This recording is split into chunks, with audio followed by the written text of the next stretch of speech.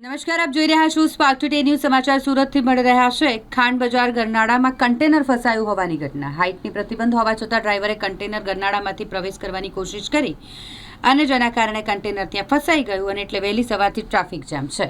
Traffic જામથી લોકો હેરાન પરેશાન થઈ ગયા છે. અનેકવાર આ જગ્યાએ આવી ઘટનાઓ બને છે, છતાંય તંત્ર શું કરે છે? એક મોટો સવાલ છે. સુરત શહેરમાં ટ્રાફિક જામની લાંબા સમયથી સમસ્યા છે. ભારે વાહનો અહીં હંકારવા કેમ આપવામાં આવે છે? ટ્રાફિક પોલીસ આંખ આડા કાન કરે છે અને ભોગવવાનો વારો જનતાને આવે છે.